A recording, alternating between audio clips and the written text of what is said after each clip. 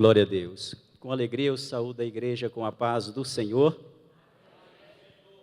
É uma alegria muito grande poder estar aqui nesta noite, nesse dia tão especial para todos nós, em podermos meditar na palavra do Senhor.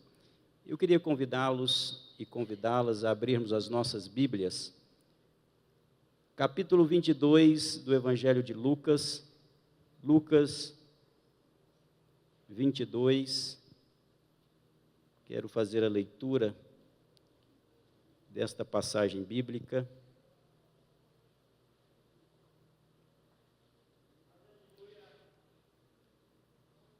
Lucas capítulo 22, a partir do versículo 7. Quem encontrou, diga amém. Diz-nos assim a palavra do Senhor. Chegou, porém, o dia da festa dos pães asmos, em que importava sacrificar a Páscoa, e mandou a Pedro e a João, dizendo: Ide, preparai-nos a Páscoa, para que a comamos. E eles lhe perguntaram: Onde queres que a preparemos? E ele lhes disse: Eis que quando entrardes na cidade, encontrareis um homem levando um cântaro de água, segue-o até a casa em que ele entrar. E direis ao pai de família da casa: O mestre te diz: Onde está o aposento em que hei de comer a Páscoa com os meus discípulos? Então ele vos mostrará um grande cenáculo mobilado. Aí fazei os preparativos. Ainda por gentileza, abra agora Atos dos Apóstolos, capítulo 2. Atos, capítulo 2, a partir do versículo 1, uma passagem muito conhecida da igreja, que nos diz assim: Cumprindo-se o dia de Pentecostes, estavam todos reunidos no mesmo lugar. Onde? No cenáculo. E de repente veio do céu um som, como de um vento veemente e impetuoso, e encheu toda a casa em que estavam assentados. E foram vistas por eles línguas repartidas como que de fogo, as quais pousaram sobre cada um deles. E todos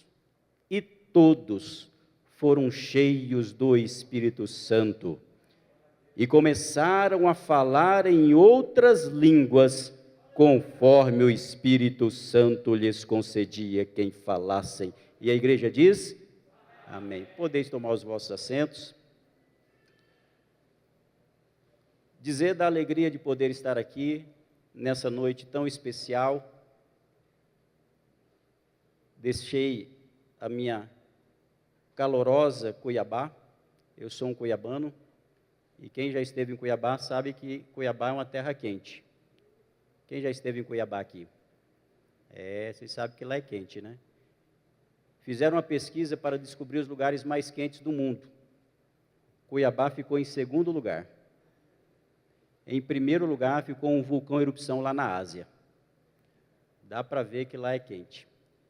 Queria louvar a Deus pelo privilégio, nessa noite, de poder retornar a esta igreja. Já estive aqui há algum tempo, saudoso pastor Adalino, e nessa oportunidade estar aqui, cooperando, sobretudo nesse dia de lançamento, poder rever o pastor Aaron, sua família, um grande amigo que Deus nos deu.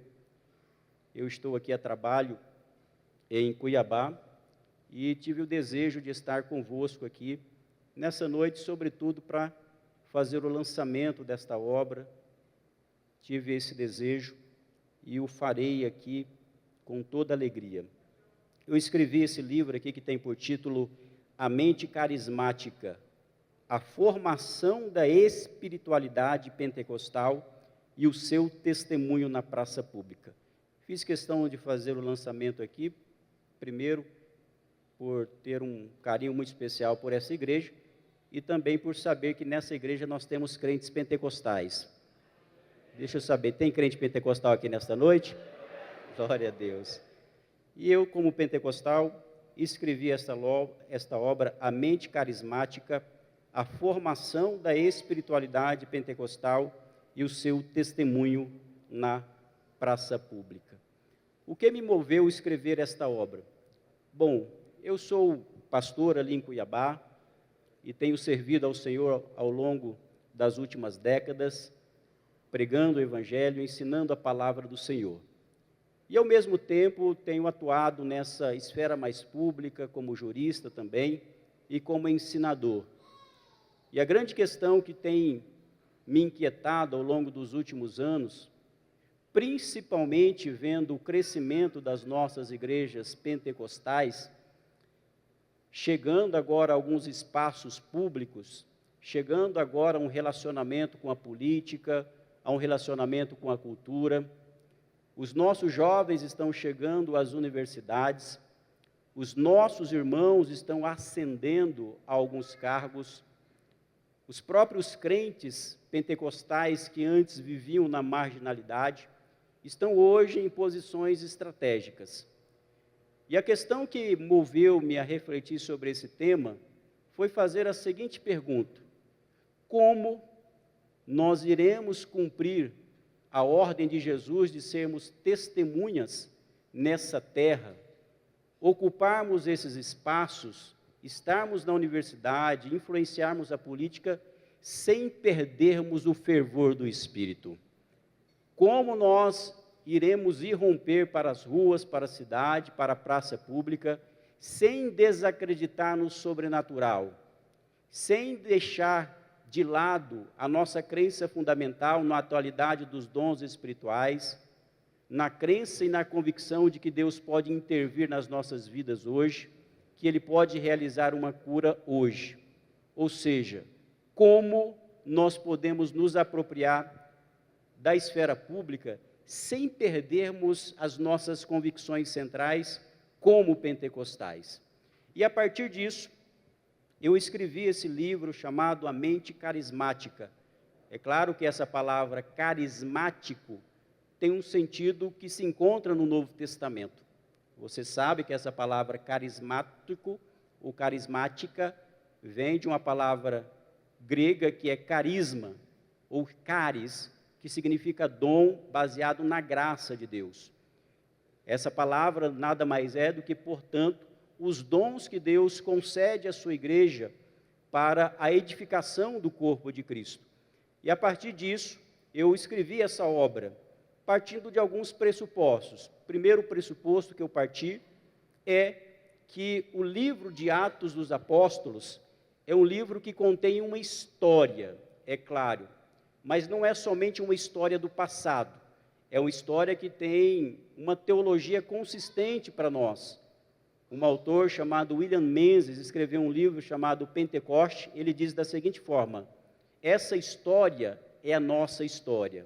Ou seja, nós acreditamos que Atos dos Apóstolos contém uma história, mas não somente como algo do passado, mas para dizer que o mesmo Deus que operou naquela época é o Deus que pode operar nos nossos dias. O mesmo Deus que batizou no Espírito Santo naquela época, Ele batiza no Espírito Santo hoje.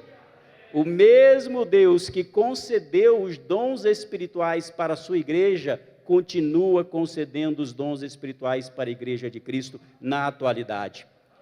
Ou seja, Atos dos Apóstolos para nós é um livro que não finalizou. Aliás, nós estamos vivendo Atos dos Apóstolos hoje, nessa convicção profunda. E um outro pressuposto também que me motivou a escrever essa obra é a partir da nossa tradição como crentes pentecostais da Assembleia de Deus. O assembleano típico, que conhece a sua história, que participa dos nossos cultos, lembram daquelas declarações fundamentais que nós sempre ouvimos e que geralmente imaginamos que sejam declarações tão simples, mas são declarações que movem a nossa vida espiritual e que têm um grande embasamento bíblico. Ou seja, aquelas declarações que nós ouvimos os antigos pastores pregarem, declararem de cima dos seus púlpitos e que nós precisamos lembrar. Quais são essas declarações? Jesus salva, Jesus batiza no Espírito Santo, Jesus cura, Jesus santifica e Jesus é o Rei que voltará para buscar a sua igreja. Quem já ouviu essas declarações em um culto da Assembleia de Deus? Nós ouvimos, e isso me moveu, mas para chegarmos à apresentação de uma visão de mundo, uma teologia pública tão consistente, como já foi muito bem lido aqui, queria agradecer pastor Aaron e toda a sua equipe de cerimonial pela apresentação aqui do livro, muito mais do que eu mereço, né? Muito mais do que eu mereço. E na apresentação ficou muito claro exatamente isso. Para nós darmos um testemunho na praça pública, para nós falarmos sobre questões culturais, para nós influenciarmos a cultura, a economia e a própria mídia, nós não podemos nos esquecer de onde nós saímos.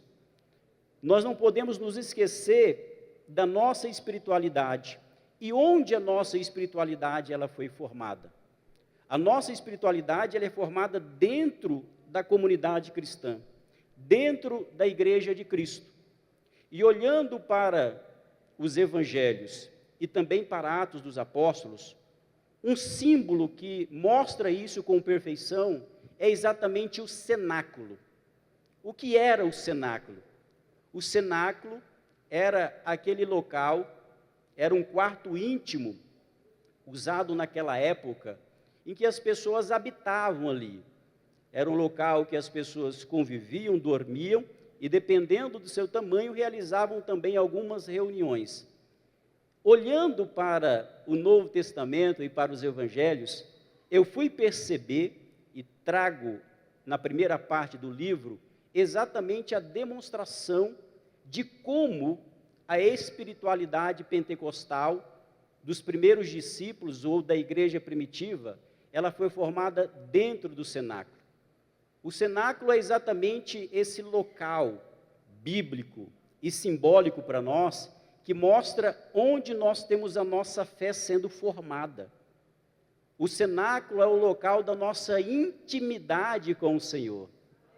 O cenáculo é o local que nós sentimos o agir de Deus na nossa vida. O cenáculo é quando nós experimentamos o poder de Deus. O cenáculo é o local que nós experimentamos o amor de Deus e sentimos Deus agir na nossa vida.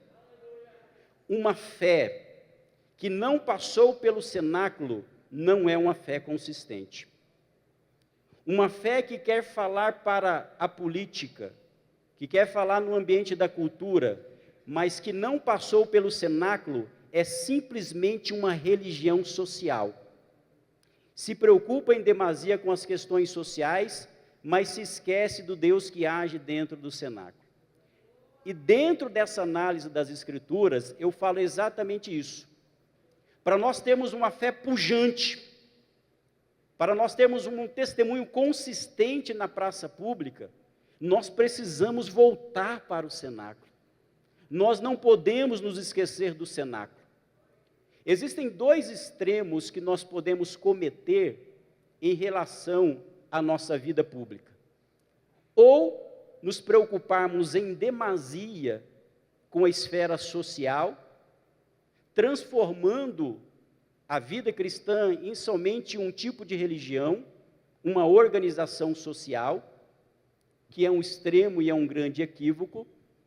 Ao mesmo tempo, nós também não podemos ter uma espiritualidade que é enclausurada, uma espiritualidade que nós restringimos tão somente ao ambiente do cenáculo, um ambiente privado, nos preocupando tão somente com as questões internas da igreja, nos preocupando tão somente com uma vida da oração, é estudo da Bíblia, mas é mais do que isso. Olhando para o Novo Testamento, nós vamos perceber que Jesus formou os seus discípulos dentro do cenáculo, mas olhando também agora para Atos dos Apóstolos, nós vamos perceber que os discípulos eles não ficaram no cenáculo, eles saíram para pregar sobre Jesus crucificado, para testificar que Ele salva, que Ele cura e que Ele em breve voltará. Se o cenáculo ensina para nós uma vida de intimidade com o Senhor, se o cenáculo é tão significativo para nós, como nós podemos entender essas experiências que os discípulos tiveram dentro do cenáculo, os ensinamentos que tiveram dentro do cenáculo e que deve moldar a nossa espiritualidade nos dias atuais? Veja que coisa interessante. O capítulo 22, a partir do verso 7 que nós lemos, diz assim: chegou, porém, o dia da festa dos pães asmos, em que importava sacrificar a Páscoa, e mandou a Pedro e a João, dizendo: ide, preparai-nos a Páscoa, para que a comamos. E eles lhe perguntaram: onde queres que a preparemos? E ele lhes disse: eis que, quando entrardes na cidade, encontrareis um homem levando um cântaro de água. Segue-o até a casa em que ele entrar, e direis ao pai de família da casa: o mestre te diz, onde está o aposento em que hei de comer a Páscoa com os meus discípulos? É impressionante nós percebermos que, próximo ao seu martírio, ao seu julgamento, ao seu suplício, à sua condenação e à sua morte, o Senhor Jesus dá orientações para os seus discípulos sobre esta última reunião que ele teria com os seus discípulos. Ele diz para Pedro e João, dizendo: olha, vocês vão encontrar um local para nós realizarmos os preparativos para a Páscoa. E você sabe, Jesus estava fazendo uma transição da antiga lei, quando eles celebravam a Páscoa, agora para a nova aliança, nesse símbolo da ceia do Senhor. É interessante que Jesus dá as orientações, inclusive, sobre o local. E esse local, sobretudo, ele diz que os seus discípulos deveriam entrar na cidade e avistariam um homem com um cântaro na cabeça. Olha que algo interessante. Jesus fala: olha, vocês vão entrar na cidade, vão ver um homem com um cântaro na cabeça, e vocês devem segui-lo. E quando vocês o seguirem, vocês vão conversar com ele posteriormente, e vai perguntar sobre o local para a realização da Páscoa, porque o mestre fala para ele fazer isso. Sabe o que eu começo aprendendo aqui? É que as primeiras diretrizes da formação da nossa vida cristã, da nossa intimidade com o Senhor, com a formação do nosso caráter espiritual, começa não pela nossa capacidade, não pelo nosso esforço de ir até Deus, não, é Deus quem sempre dá o primeiro passo. Não foi o mérito, e não é o mérito, que estabelece a nossa espiritualidade. Eu e você estamos aqui nesta noite, nesse culto, ouvindo a palavra de Deus, não é pelo nosso mérito, nós estamos aqui porque a graça de Deus nos atingiu. Nós fomos recepcionados pela graça de Deus. O Senhor Jesus, ele disse aos seus discípulos: não foram vocês que me escolheram, mas eu vos escolhi a vós. Isso daqui é tão poderoso, tão importante, que eu lembro também das palavras de João. João, em uma das suas epístolas, ele diz assim: ele nos amou primeiro. E eu queria lembrar isso para você. Se você ama a Jesus, eu quero lembrar para você: ele te amou primeiro. Ele te amou primeiro. Jesus sempre dá o primeiro passo na sua direção. Você lembra aquele dia que você aceitou Jesus? Não foi a força do seu hábito, não foi a sua capacidade, é que Deus foi na sua direção em Cristo Jesus. Olhando aqui para este evento que vai acontecer, no meu livro eu conto e narro sobre isso. Eu vejo aquilo que aconteceu dentro do cenáculo e estabeleço as primeiras características ou as características essenciais da espiritualidade cristã e, sobretudo, da espiritualidade pentecostal. Qual foi o evento mais importante que aconteceu dentro do cenáculo? Dentro do cenáculo aconteceu a ceia do Senhor. Esse episódio em que Jesus pega o pão, pega o vinho e faz o símbolo da sua morte sacrificial. Jesus fala: eis aqui o meu corpo, eis aqui o meu sangue. O que é isso? Ali nós temos o símbolo da nova aliança. E esse símbolo da nova aliança apontava diretamente para a sua morte sacrificial na cruz do Calvário.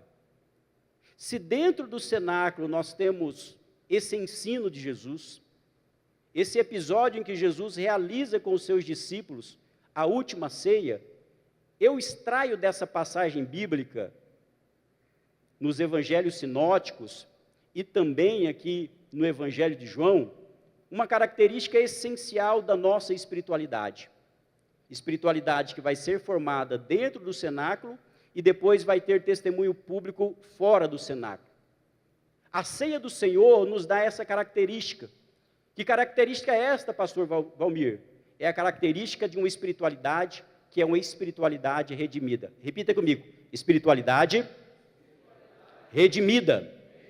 O que é uma espiritualidade redimida?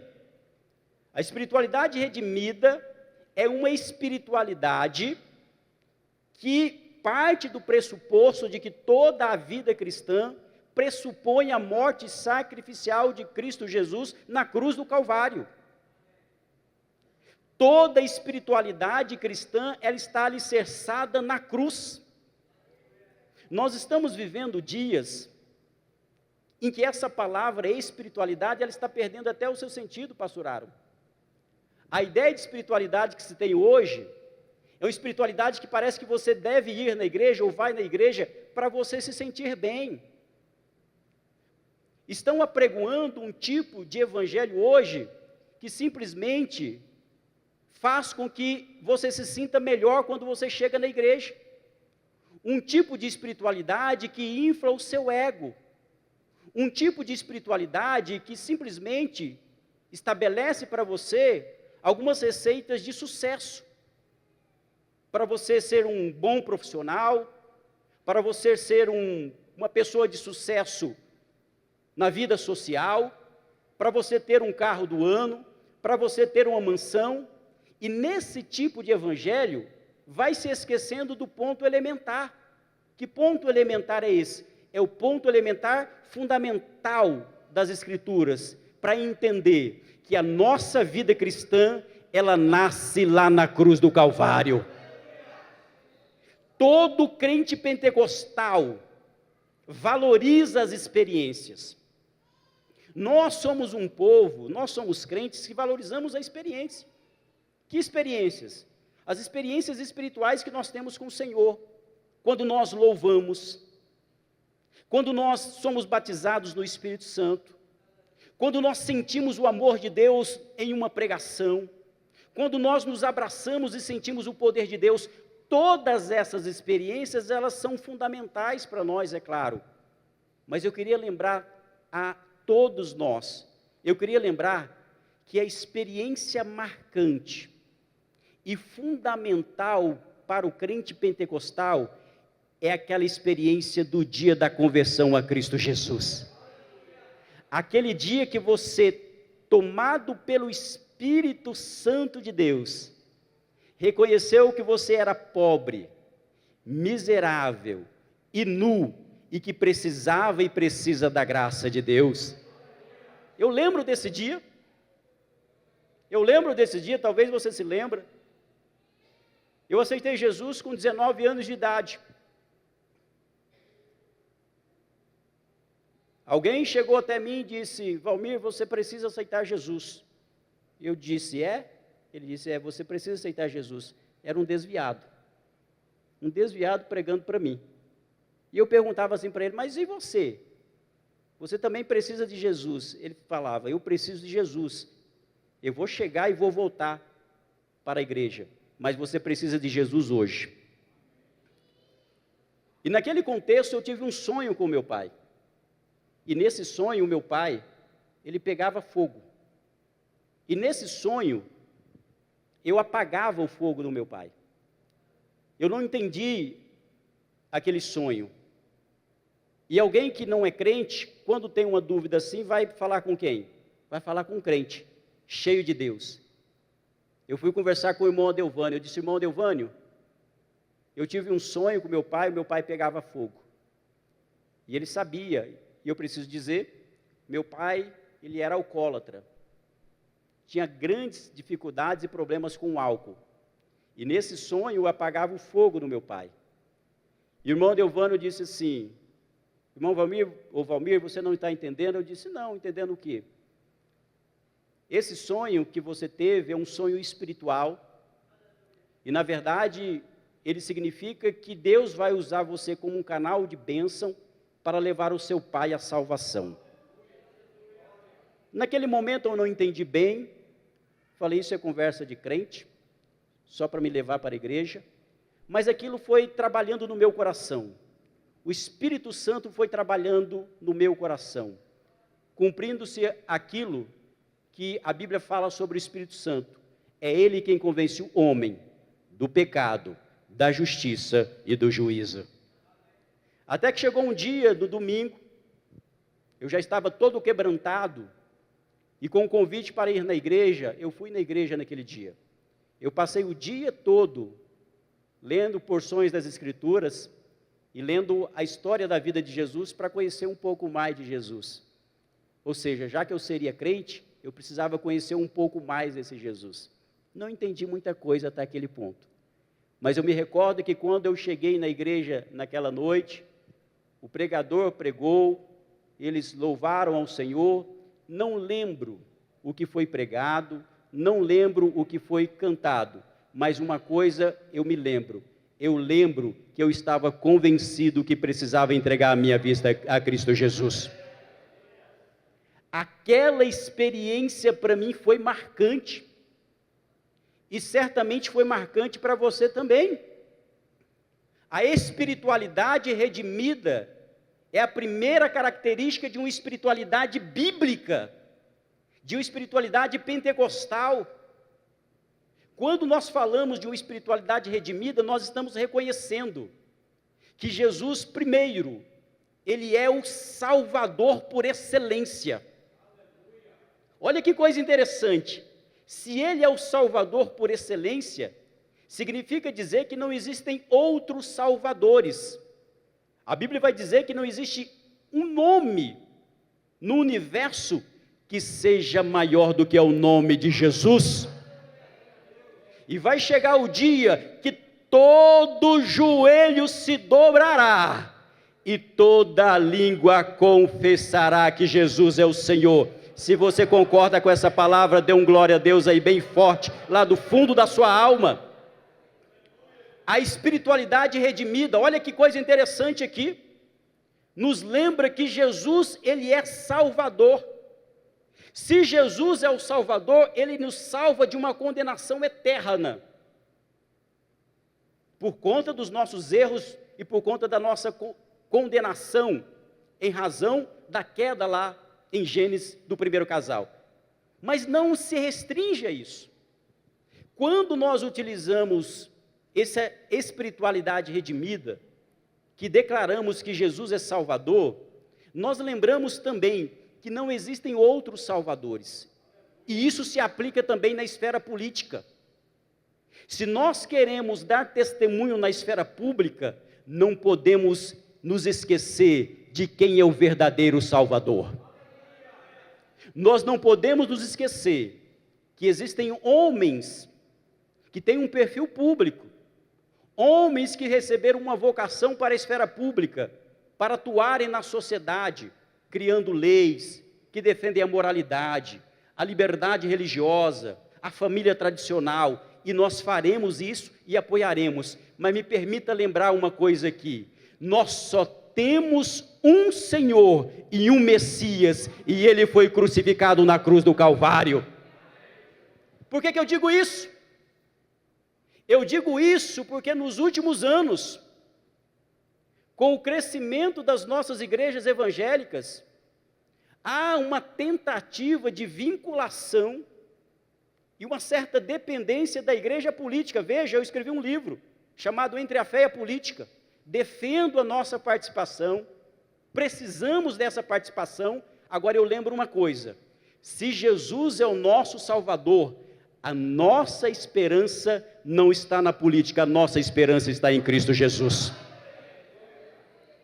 O nosso candidato talvez não foi eleito, mas o nosso Deus jamais ele perde a sua majestade. Aquele em quem nós votamos talvez não teve os votos necessários, mas o Senhor está entronizado nas alturas e ele não perdeu a sua autoridade suprema. Você pode dar um glória a Deus aí? Vocês se lembram lá de Daniel? Daniel, eu olho para Daniel. Nós aprendemos com Daniel. Daniel viveu em 2 impérios. Ele serviu no Império Babilônico e serviu no Império Medo-Persa. Daniel não estava preocupado em quem estava no comando ali, quem era o imperador. Ele somente queria servir a Deus. Ele dizia mais ou menos o seguinte: olha, um imperador vem e vai, mas Deus permanece para sempre. Aleluia! Se nós temos essa convicção tão profunda de uma espiritualidade redimida, não podemos esquecer que Jesus é o nosso Salvador. Não temos outros salvadores. Por bons e melhores que sejam, a nossa esperança está em Cristo Jesus. E em segundo lugar, a nossa espiritualidade redimida aponta também que Jesus é o Senhor de todas as coisas. Ele é o Senhor da sua vida. Ele é o Senhor do universo, Ele é o Senhor dessa igreja, é o Senhor da sua empresa, é o Senhor da sua casa. A espiritualidade redimida lembra para nós quem manda, quem tem a autoridade suprema, quem comanda e quem governa esse mundo. O apóstolo Paulo, escrevendo aos Filipenses, ele diz que em Cristo foram criadas todas as coisas, tanto as invisíveis quanto as visíveis, no céu, na terra e debaixo da terra. Jesus é soberano sobre a criação, Jesus é soberano sobre a redenção, e Jesus é soberano sobre a glorificação de todas as coisas. Aleluia! Louvado seja o nome do Senhor. Nós temos uma espiritualidade redimida, e por termos uma espiritualidade redimida, quando nós vamos para a esfera pública, qual que é o argumento que nós utilizamos e queremos transformar a sociedade? Até essa palavra transformar a sociedade não enquadra nas escrituras. Pastor Valmir, não transformamos a sociedade? Transformamos como um reflexo de uma vida transformada.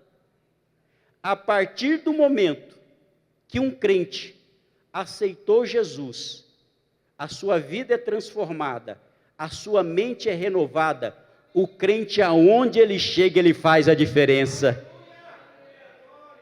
A casa é diferente, a empresa é diferente, a escola é diferente, a universidade é diferente, porque eu quero transformar o mundo? Não, porque eu transformado sou o sal da terra e sou luz do mundo. Quem está entendendo essa palavra aí, dê um glória a Deus aí bem forte. Em segundo lugar, nós vamos perceber outra coisa que acontece ali também dentro do cenáculo. Talvez eu não tenha oportunidade, por conta do tempo, de falar sobre tudo isso aqui. Mas uma outra coisa que acontece também dentro do cenáculo, sabe o que foi? Alguém se lembra? Dentro do cenáculo, aconteceu também dentro desse mesmo contexto, aquele episódio em que Jesus lava os pés dos seus discípulos. A Bíblia vai dizer, lá no Evangelho de João, que na ocorrência ou no meio da celebração daquela ceia, o Senhor Jesus, ele se põe em pé, chama os seus discípulos, depois se curva, chama os seus discípulos, a começar por Pedro, e começa então a fazer o quê? A lavar os pés dos seus discípulos. Pega uma água, traz uma bacia, verte a água na bacia e pega os pés de Pedro. Pedro, quando vê o que o Senhor Jesus ia fazer, fala: Senhor, não faça isso, até porque naquele contexto, esta era uma atividade exclusiva de escravos. E Jesus era um mestre. Jesus ali é o líder daqueles homens. E Pedro então fala assim: olha, Senhor, você não pode lavar os meus pés, senão o Senhor estará se rebaixando. E o que Jesus então diz? Se eu não te lavar os pés, não tem o quê? Parte comigo. A segunda característica que nós vemos acontecer dentro do cenáculo é essa purificação que acontece aqui, essa lavagem dos pés. É claro que ali estava dando uma lição de humildade, como nós vamos ver, uma outra característica. Mas, primeiramente, Jesus está removendo as impurezas dos pés do seu discípulo. O que isso aponta para nós? Isso aponta para um processo de purificação, de lavagem espiritual, de todo aquele que aceitou Jesus como Senhor e Salvador. Aquele que reconhece Cristo como Senhor e Salvador na sua vida, ele precisa entender que ele precisa ser purificado. Ele precisa ser santificado.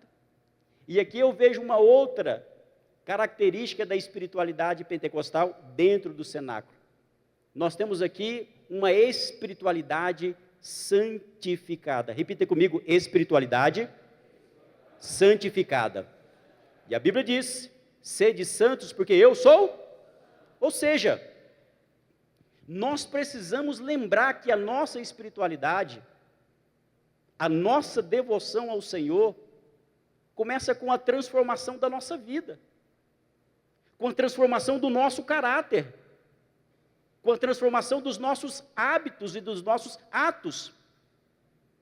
A santificação envolve, primeiramente, o afastamento do mundo, das coisas do mundo. Essa era uma das acepções da palavra santificado, ou seja, ou era separado daquilo que era profano, daquilo que não era utilizado no tabernáculo, mas também essa palavra santificado tinha uma conotação de ser consagrado. Vocês perceberam que na espiritualidade, nas pregações atuais, pouco tem se falado de santificação, pouco tem se falado de uma transformação do caráter, de uma vida de integridade. Há uma tentativa de direcionar o discurso, como eu já disse, para insuflar o ego.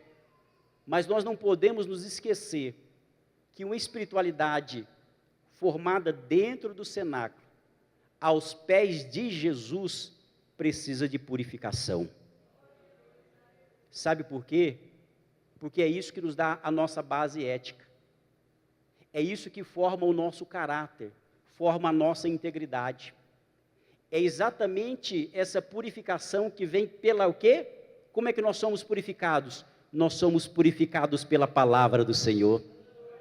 Nós somos purificados pela atuação constante do Espírito Santo de Deus nas nossas vidas. Por que nós precisamos ser santificados dentro do cenáculo? Porque é a partir disso que nós temos a nossa base ética. Quando nós vamos para a esfera pública, falar sobre ética, de conduta que nós esperamos na sociedade, de leis e de um padrão cultural que nós queremos que a sociedade tenha, isso é bom, faz parte da nossa defesa. Uma sociedade sem moralidade, sem uma base ética, é uma sociedade que caminha para o caos. E nós vivemos uma sociedade completamente relativista. Mas entenda o que eu vou dizer aqui nesta noite. A defesa da ética cristã, ela não é baseada tão somente no farisaísmo, como faziam os fariseus e os religiosos da época de Jesus. Eles estavam a tal ponto preocupados com o exterior, que se esqueceram do que a mais importante, que é o coração transformado e regenerado. É por isso que eles incorriam em um grande problema e um defeito religioso, que era o quê? Que era a hipocrisia. E o que é a hipocrisia? A hipocrisia é eu falar uma coisa e fazer outra completamente diferente.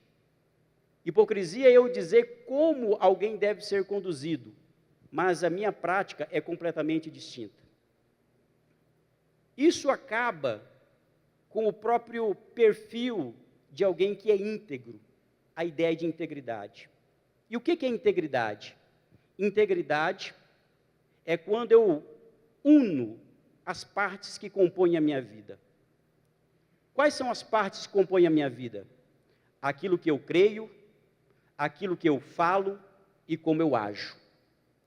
Uma pessoa que não é íntegra é uma pessoa que crê em algo, mas fala completamente diferente quando ele mente. Ou quando a pessoa diz alguma coisa de uma maneira e age completamente diferente. Isso é hipocrisia. Uma pessoa íntegra é uma pessoa que crê em verdades espirituais, fala essas verdades espirituais e éticas e vive de acordo com essas verdades espirituais. Nós só conseguimos encontrar esse padrão ético de vida, levando para a esfera pública, a partir do momento que nós deixarmos o Senhor purificar cada área da nossa vida. Daí nós teremos uma ética que não é somente uma ética do discurso, que nós encontramos somente na religião farisaica. É o discurso, mas que não tem uma vida transformada. É o discurso que simplesmente se restringe àquilo que os fariseus faziam. O que eles faziam? Eles coavam um mosquito, mas engoliam um camelo. O crente que foi formado dentro do cenáculo, ele não faz isso.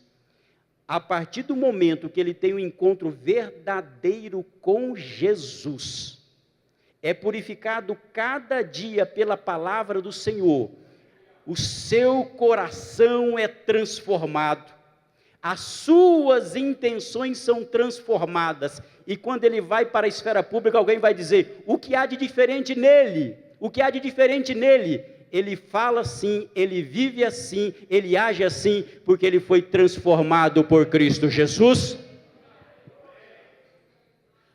A nossa visão de mundo, a nossa aproximação e defesa dos nossos valores sociais, só fazem sentido se o nosso coração foi transformado pela palavra. Mas às vezes nós queremos falar para o outro, olha, mude a sua casa, faça isso, quando nós mesmos não deixamos que Jesus lave os nossos pés. E Jesus diz assim, me deixe purificar não somente os teus pés, mas o seu coração, e você vai ver o que é de fato uma vida transformada e entregue pela palavra do Senhor. Quantos estão entendendo o que eu estou dizendo aqui nesta noite? Espiritualidade santificada. Em terceiro lugar, esse mesmo episódio nos dá um outro grande ensinamento, pastor Aaron. Jesus, o mestre, ele chama o seu discípulo e começa a lavar os pés dos seus discípulos. Aqui eu vejo uma outra característica da espiritualidade forjada dentro do cenáculo. Que característica é essa? É uma espiritualidade servidora. É uma espiritualidade que serve para servir. Como eu disse, nós estamos vendo um florescimento das igrejas evangélicas, dos pentecostais, em termos de quantidade. E isso é muito significativo, muito bonito, muito importante e necessário. Agora, o que nós não podemos entender ou esquecer é que uma fé transformada, formada dentro do cenáculo, é uma fé que serve. É uma fé que serve ao próximo, não é fé para ser servida. Nós não podemos nos ufanar com o crescimento das igrejas evangélicas, acreditando assim, olha, nós vamos chegar à maioria do Brasil. Pouco importa. Nós podemos ser a minoria, mas se Cristo está no nosso meio, nós glorificamos ao nome do Senhor. Nós não queremos uma fé que vá para a esfera pública para dominar. Nós não queremos uma fé que vá para a esfera pública para usar só o poder. Eu digo que nesse episódio, Jesus nos deu um princípio para a política, que é a política da bacia. A política da bacia, ela contrasta e contraria um tipo de política que é muito comum hoje, que é a política do trono.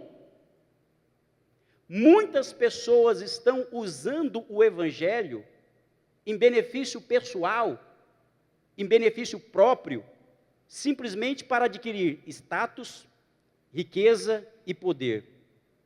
Eu chamo esse tipo de política da política do trono, que é ocupar o espaço de poder e de privilégio. Jesus rompe completamente com isso, dizendo, aqui não tem política do trono, porque no trono só tem um, e ele é Deus. Para a igreja do Senhor, nós temos a política da bacia. É servir, é servir, é servir, é servir, é servir, é servir, é servir, glorificando aquele que serviu. A política da bacia, ela contraria a política do trono. A política do trono diz assim, me dá mais poder. A política da bacia diz assim, tudo seja para a glorificação daquele que está assentado no verdadeiro do trono. A política do trono diz assim, eu quero privilégio. A política do trono diz assim, eu quero ser abnegado aos pés de Cristo Jesus. A política do trono diz assim, nós precisamos ser maioria política. A política da bacia diz assim, nós podemos ser poucos, mas servindo no poder e autoridade de Jesus, nós faremos a diferença na sociedade. Quantos estão entendendo essa palavra aqui nesta noite? Olhe para a igreja primitiva. A igreja primitiva entendeu o que Jesus havia feito. Vocês se lembram de uma disputa de dois discípulos sobre quem ficaria do lado direito ou do lado esquerdo de Jesus? A busca por espaço. Mas quando eles viram aquilo que Jesus fez dentro do cenáculo, quando eles viram o exemplo de Jesus, eles falaram, agora eu entendi. Agora eu entendi. Eu estou aqui não para ser servido, eu estou aqui para servir ao próximo, aleluia. Jesus é maravilhoso, Jesus é maravilhoso. E já vou caminhar para o encerramento. Uma outra característica que nós vemos também, acerca, e acontece dentro do cenáculo, sabe o que acontece também? Nós vamos ver lá no Evangelho de João. No Evangelho de João, nós vemos uma outra característica dessa espiritualidade. Repita comigo, espiritualidade escatológica. Jesus, nesse mesmo episódio, nesse mesmo contexto, ele começa a dar as orientações e os ensinamentos, sabe sobre o quê? Sobre aquilo que haveria de acontecer. É dentro desse contexto que nós temos o capítulo 14 do Evangelho de João, que ele diz assim, não se turbe o vosso coração, credes em Deus, credes também em mim. Na casa de meu pai há muitas moradas.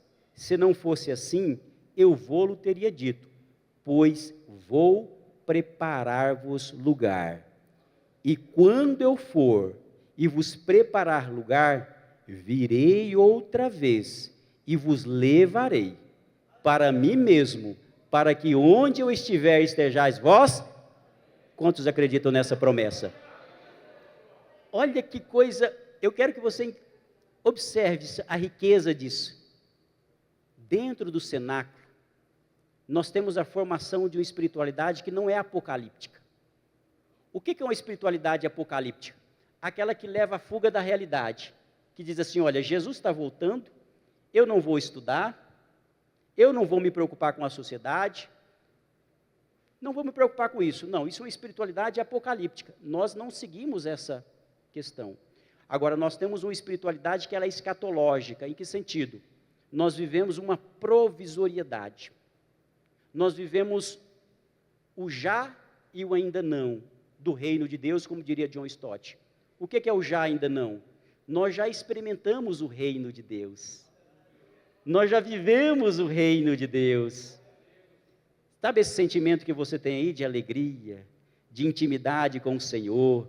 Sabe quando você vê alguém ser curado, sabe o que é isso? É o reino de Deus que já foi inaugurado. Nós estamos aqui nessa noite e estamos experimentando o reino de Deus. Você acredita nisso? Agora, ele é já, mas ele é ainda não. Ou seja, há algo a acontecer ainda. E essa espiritualidade escatológica, ela nos aponta exatamente para essa dimensão de provisoriedade. Quando nós pegamos essa característica da espiritualidade pentecostal e levamos para a esfera pública, o que nós entendemos com isso? Nós entendemos que nós estamos aqui por um pouco de tempo. Nós entendemos que a dimensão social, ela é provisória. Nós atuamos nas estruturas dentro daquilo que nós podemos atuar. Nós entendemos que a nossa fé, ela move e promove mudanças na sociedade, mas entendendo o seguinte, que a nossa cidade não é aqui, a nossa cidade é celestial. Nós entendemos que nós estamos somente caminhando com o Senhor aqui, e Ele está caminhando ao nosso lado, mas Ele está dizendo assim, meu filho, você vai passar pela dificuldade aqui, meu filho, você está caminhando nesse mundo, você vai dar testemunho, vai pregar sobre a salvação, você vai levar as pessoas para o reino, mas entenda o seguinte, existe algo melhor preparado para você. Existe uma cidade celestial que lhe aguarda e está reservado àqueles que reconheceram a Jesus como Senhor e Salvador das suas vidas. E o pastor leu aqui nesta noite acerca desse local tão maravilhoso, dizendo lá que naquele local não há o quê? Não há noite. Sabe por quê? Porque o Senhor ilumina aquela cidade, aleluia. Quantos aguardam esse momento? Quantos têm a esperança alicerçada nessa cidade, dizendo, Senhor, ora vem, Senhor Jesus. Dizendo o seguinte, nós estamos aqui por um momento, e num piscar, no abrir e fechar de olhos, a trombeta soará, e nós nos encontraremos com o Senhor nos ares, e não precederemos aqueles que dormem, porque eles serão transformados do pó da terra, aleluia. Olha, se eu fosse você, eu já teria dado um glória a Deus aí, lá do fundo da sua alma, aleluia. Espiritualidade escatológica, e aqui finalizo. A última característica dessa espiritualidade é uma espiritualidade carismática, que acredita na atualidade dos dons. Quem acredita que Deus ainda distribui dons à sua igreja? Acredita no batismo no Espírito Santo? Quantos acreditam no batismo no Espírito Santo? Que é o texto que nós lemos. Onde que eles estavam? Dentro do cenáculo, reunidos, no mesmo lugar, porque Jesus disse, olha, ficai em Jerusalém, até que do alto, sejais revestidos de poder, e ser-me-eis testemunhas, aonde? Jerusalém, onde vai? Judeia, Samaria, e até os confins da terra. E lá estão os discípulos, dizendo, olha, eu tenho alguma coisa aí que vai acontecer. Jesus mandou eu ficar dentro do cenáculo, eu vou ficar dentro do cenáculo, porque a palavra de Jesus tem autoridade. Se Jesus disse algo para você, fique no lugar que Ele mandou você ficar. Não saia e não arrede o pé, fique no lugar, porque onde Jesus mandou você ficar é o lugar da bênção. O lugar que Jesus mandou você estar é onde Ele manifesta a glória dEle. Dentro do cenáculo, essa espiritualidade é uma característica da igreja pentecostal. E a Bíblia diz, eu gosto de ler, para finalizar, dizendo assim, cumprindo-se o dia de Pentecostes, estavam todos reunidos no mesmo lugar. E de repente, porque é isso que Deus faz, é o de repente, veio do céu um som, como de um vento, veemente e impetuoso, e encheu toda a casa em que estavam assentados. E foram vistas por eles línguas repartidas como que de fogo, as quais pousaram sobre cada um deles. E todos foram cheios do Espírito Santo, aleluia! E começaram a falar em outras línguas, conforme o Espírito Santo lhes concedia que falasse. Quantos acreditam que isso pode acontecer hoje ainda? Quantos acreditam que essas línguas estão disponíveis na igreja hoje? Quantos acreditam que nós podemos ser cheios do Espírito Santo hoje? Glorifique o nome do Senhor. Uma espiritualidade carismática é aberta ao agir do Espírito Santo de Deus. Uma mente carismática é exatamente isso.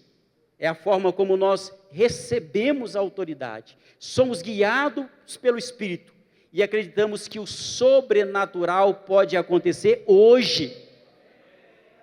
Deus pode curar hoje. Ele pode te dar o dom de línguas hoje. O dom de profecia hoje. Mas tem mais. Eu digo que essa espiritualidade, que ela é carismática, isso vai irromper também para a sociedade. Sabe por quê? Porque cheio do Espírito de Deus, nós temos coragem, audácia, poder para falar contra o pecado. Vocês se lembram como eram os cristãos naquele contexto? Com medo de serem perseguidos. Quando Jesus morreu, eles se refugiaram. Na onde? Eles se refugiaram dentro do cenáculo, estavam com medo. Nós tínhamos então, até então, discípulos medrosos, como era o caso de Pedro, que negou Jesus. Mas quando eles foram cheios do Espírito Santo, Atos capítulo 2, o Pedro medroso, que negou Jesus, agora é um Pedro cheio da autoridade de Deus. Deus dá autoridade e coragem para a sua igreja, para pregar a sua palavra. Precisamos do quê? Precisamos do cenáculo. É tempo da igreja voltar para o cenáculo. É tempo de sermos dependentes a Deus e dependentes do Espírito Santo de Deus. Quantos concordam com essa palavra?